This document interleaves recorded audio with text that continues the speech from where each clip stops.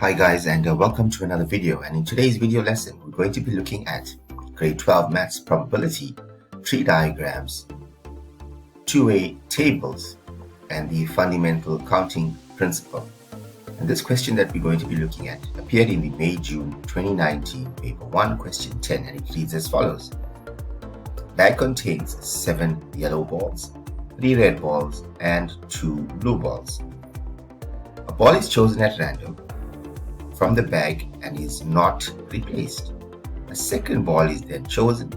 Determine the probability that of the 2 balls chosen, one is red and the other is blue. So this is now a tree diagram. So the first thing that you have to do is look at what is the total number of balls that you have. 7 plus 3 plus 2 is, so there is 12 balls. And there's 7 yellow balls. So therefore the probability of choosing a yellow ball on the first draw is 7 over 12. Probability of choosing a red ball, probability of red equals to 3 over 12. The probability of a blue will equals to 2 over 12. Then on the second draw, we will do that in the tree diagram itself. So the first thing is, let's just figure out how many balls there are and how many of each color there. So 7 yellow, 3 red, and 2 blue balls. So let's draw the tree diagram, then we can answer this question. So for 10.1,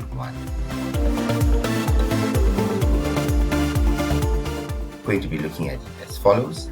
Yellow, red, and blue. The tree diagram will be yellow, red, and blue. And for yellow, it's 7 over 12. For red, it's 3 over 12. Our probabilities, 3 over 12. And our blue ball is 2 over 12. 2 over 12. One important thing for you to take note of here is that if you have to add the probabilities downwards, 7 over 12 plus 3 over 12 plus 2 over 12 must give us 1, which will be 12 over 12 in this case. So that's on the first draw. On the second draw, we have once again yellow, red, and blue. Yellow, red, blue. Yellow, red, and blue. Now remember that if you choose a yellow ball, the ball is not going to be replaced. So therefore you're going to be left with 6 over 11 balls left. Now the total number of balls will be 11 balls left. If you choose a yellow, there'll still be 3 red balls left. So it'll be 3 over 11. And if you choose a blue ball, rather a yellow ball, there's still going to be 2 blue balls left. So it'll be 2 over 11. Similarly, if you choose a red ball, it's still going to be 7 yellow balls left. So it's going to be 7 over 11. If you choose a red, it's going to be 2 left. So 2 over 11. And if you choose a red ball, it's still going to be 2 blue balls left. So that's 2 over 11. If we choose a blue ball, it's still going to be 7 yellow balls left. So that's 7 over 11. If we choose a blue ball, it's still going to be 3 red balls left. So that's 3 over 11. And if you choose a blue, then you're only going to have 1 blue ball left, so it's going to be 1 over 11. How do we check our work? If you add downwards, 6 plus 3 is 9 plus 2 is 11 over 11. So the probability now must equal to 1 there. And if you add downwards here, 7 plus 2 is 9 plus 2 is 11. Also, you'll get 1 there. And if you add downwards here, 7 plus 3 is 10 plus 1 is 11. So therefore, you know now that your tree diagram is correct in that regard. So now we can answer the question.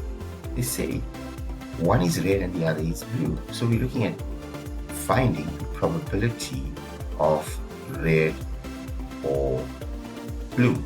That's our question. So let's have a look at that. So therefore yellow is out, right? So red or blue will be R and B. So it will be R and B, or the probability of B and R, blue and red, blue and red. So our job here will just be to follow the tree diagram down. So our answer will be constructed as follows. So the probability of red or blue will equals to the following. So red or blue, so follow the tree diagram up. So it's going to be 3 over 12 times 2 over 11. So that will be 3 over 12 times 2 over 11 plus blue or red will be 2 over 12 times 3 over 11. So 2 over 12 times 3 over 11. And we can just put that in our calculator. 3 over 12 times 2 over 11 plus 2 over 12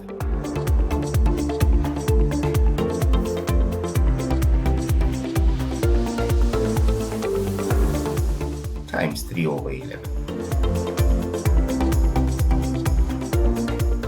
And we got 1 over 11 as our answer. So the probability of choosing a red or a blue ball is 1 over 11. Now, let's look at our next question. Learners at a hostel may choose a meal and a drink for lunch. Their selections on a certain day will be recorded as shown in the partially completed table below. So this is a two-way table.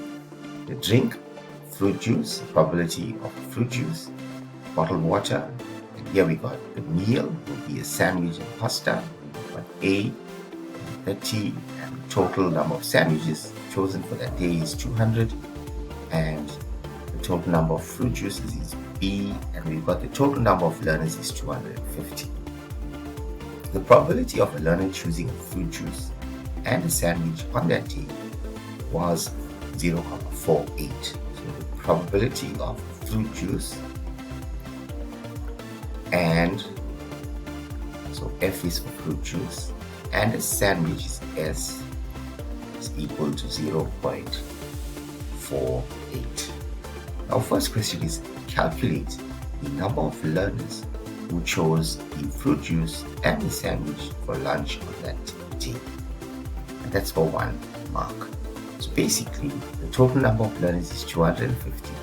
So it will be 0.48 times 250. 0.48 times 250. So therefore that's 120 learners. So A is equal to 120.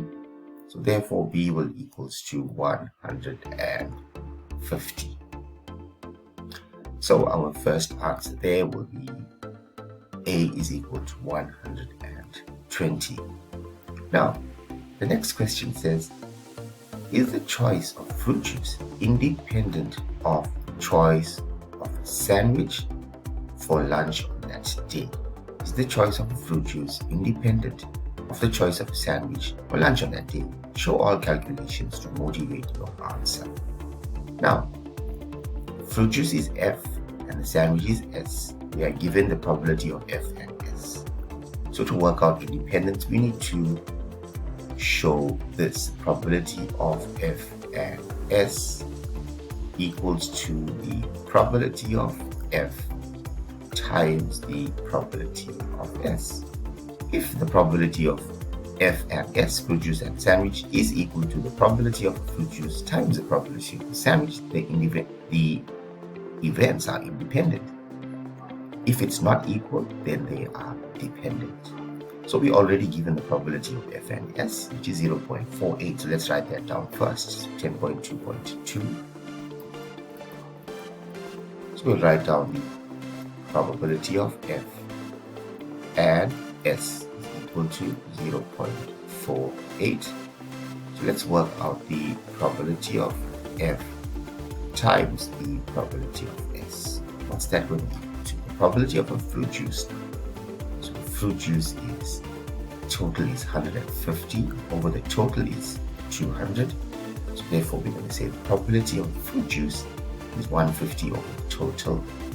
That's going to be 150 over 250. times the probability that someone is going to choose a sandwich will be the total number of sandwiches taken for that day, which is 200, over the total number of learners, which is 250. So 200 over 250. 200 over 250 equals 2. Now let's put that in our calculator. So we got 150 over 250 times 200 all over 250. That's equal to 0.48. 0.48. So what do you notice?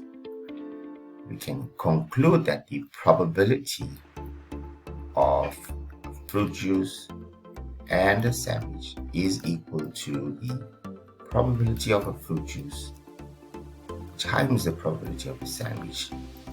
Therefore, the events are independent.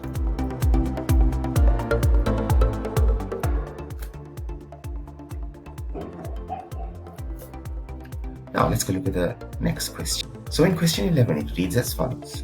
2 learners from each grade at a high school, grades 8, 9, 10, and 11 and 12, 8, 9, 10, 11, and 12, are elected to form a sports committee. In how many different ways can the chairperson and the deputy chairperson of the sports committee be elected if there is no restriction on who may be elected?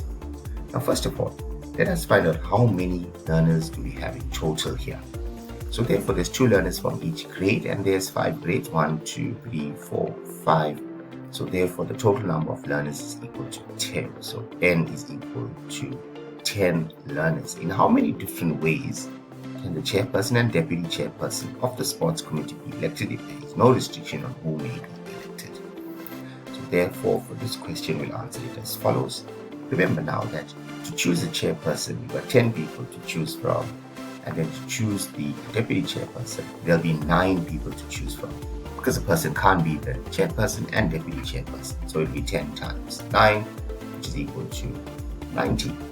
Or you can use the formula, which is n factorial over n minus r factorial, where n is the number of elements that we have, which is 10 to choose from, and r is the number of places. It's 10 minus r. Deputy chairperson and chairperson is 2 places, right?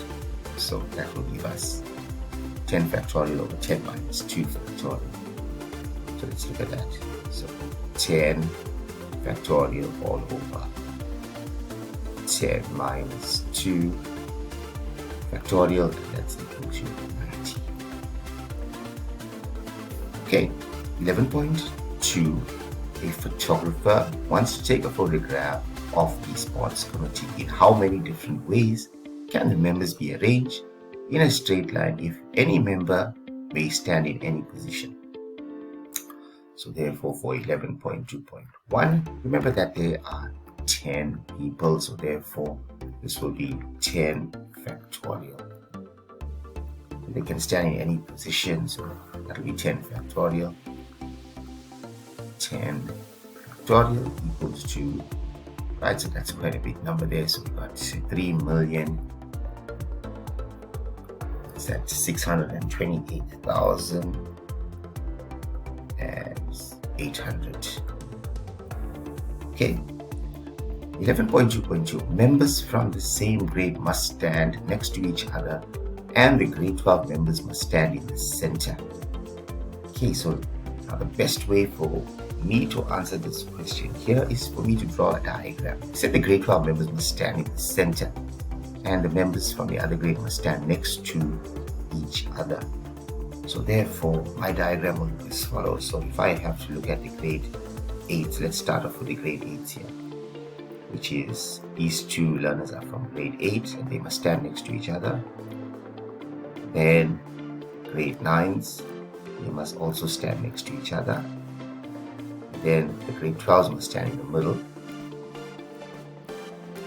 So I'm going to put the grade 12s there, so 8, 9, and then I'm going to put the grade 10s here. Right. They must stand next to each other. And then lastly, the grade 11s here.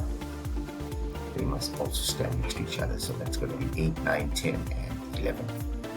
Right, so what do you notice? Number one, they tell us here that members from the same grade must stand next to each other. So elements that, or objects that must stay together will be as follows. So that's going to be equals to 2 factorial times for the grade 9s, 2 factorial times for the grade 12s, 2 factorial for the grade 10s, 2 factorial, and then for the grade 11s, 2 factorial. Now they're also saying that the grade 12 members must stand in the center. So if the grade 12 members are going to stand in the center, they're not going to move anywhere. But these other 8, 9, and 10, 11, they can be moved now in 4 factorial different ways, because there's got 8, 9, 10, 11. That means they can go on either side. So therefore, 8, 9, 10, and 11, the grade 12s are not going to move anywhere, they're going to remain. So the 8, 9, 10, and 11 can move in 4 factorial different ways. So therefore, if we put all of that in the calculator, it will be as follows. 2 factorial times 2 factorial times 2 factorial times 2 factorial, 1, 2, 3, 4, one more, times 2 factorial, and that is for all the grades 8, 9, 10, 11, and 12. They must stay together. And remember, the 8, 9, 10, and 11 can move in 4 factorial different ways. So that's going to equal to 768. So that's our answer. They can be arranged in 768 different ways. Notice, if you haven't subscribed already to JL Maths YouTube channel, subscribe to my channel, like my Facebook page, Justin Lazarus Mathematics.